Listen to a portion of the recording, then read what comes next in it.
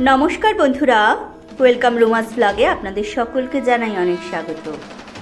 আজকে আমি আরেকটি নতুন পর্ব নিয়ে আপনাদের কাছে চলে এসেছি।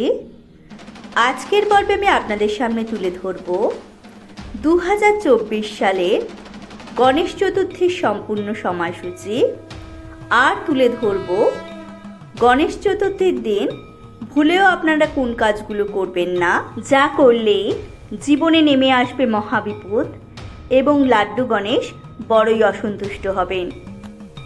ভিডিওটি শুরু করার আগে আমি আমার সকল দর্শক বন্ধুদের অনুরোধ করব, ভিডিওটি ভালো লাগলে অবশ্যই লাইক, শেয়ার এবং সাবস্ক্রাইব করবেন এবং পাশে থাকা বেল আইকনটি প্রেস করে অল করে দেবেন এবং কমেন্ট বক্সে অবশ্যই লিখবেন জয় শ্রী গণেশ।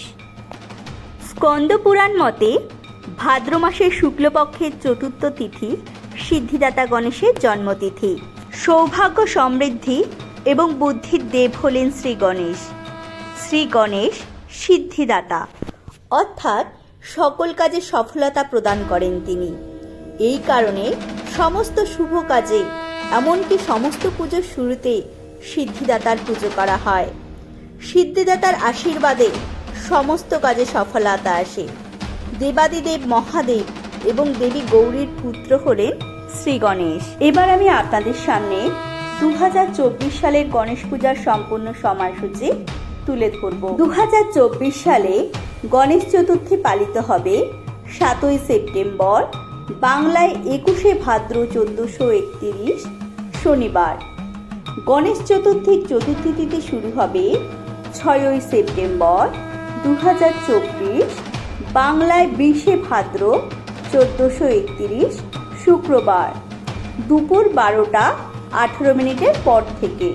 গণেশ চতুর্থীর চতুর্থী তিথি সমাপ্ত হবে 7ই সেপ্টেম্বর 2024, বাংলায় 21শে ভাদ্র 1431 শনিবার, দুপুর 2:14। গণেশ চতুর্থীর দিন গণেশকে পুজো করার বিশেষ সময় থাকবে 7ই সেপ্টেম্বর 2024 শনিবার সকাল 8:36 পর থেকে দুপুর 2:14 মধ্যে, এবং সব থেকে শুভ মুহূর্ত থাকবে পুজো করার সকাল 9:29 পর থেকে দুপুর 12:42 মধ্যে। এবার আমি আপনাদের সামনে তুলে ধরব ভগবান গণেশের পুজোর সময় ভুলেও কোন কাজগুলো করবেন না। গণেশ চতুর্থীর দিন গণেশ ঠাকুরকে মন দিয়ে ডাকলে এবং তার পুজো করলে তিনি প্রসন্ন হন। পাশাপাশি এটাও বলা হয় যে গণেশের আরাধনায় কোনো ভুল হয়ে গেলে সেই পুজোর কোনো মানে থাকে না এবং কোনো ফলও পাওয়া যায় না। তাই অত্যন্ত যত্ন সহকারে এবং সতর্কতার সাথে পুজো করতে হয়। তাহলে জেনে নেওয়া যাক গণেশ পুজোয় কোন সতর্কতা আমাদের অবলম্বন করতে হবে। ভুলেও ভগবান গণেশকে তুলসী পাতা নিবেদন করবেন না।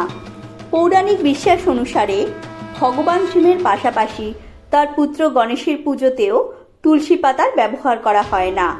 বিশ্বাস করা হয় যে ভগবান গণেশ তুলসীকে অভিশাপ দিয়েছিলেন যে তার পুজোয় তুলসী পাতা যেন ব্যবহার করা হবে না।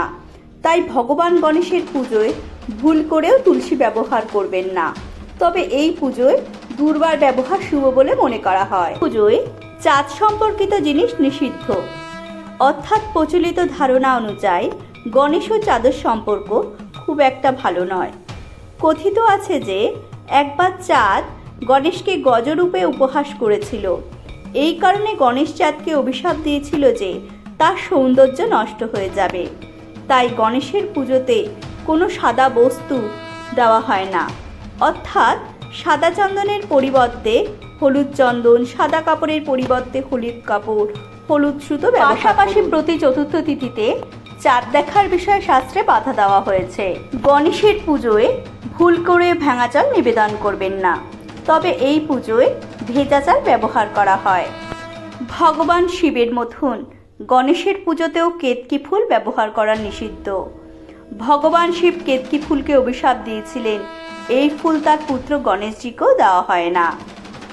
ভুল করেও বাসি ফুল গণেশ ঠাকুরকে নিবেদন করবেন না। ভগবান গণেশের পুজোয় শুকনো ফুল বা বাসি ফুল নিবেদন করা নিষিদ্ধ।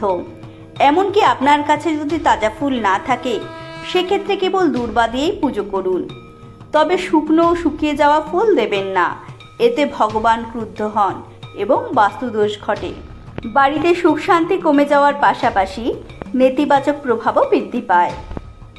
আমি আমার ভিডিওটি এখানেই শেষ করছি। আমি আমার সকল দর্শক বন্ধুদের জানাই অনেক ধন্যবাদ। জয় শ্রী গণেশ।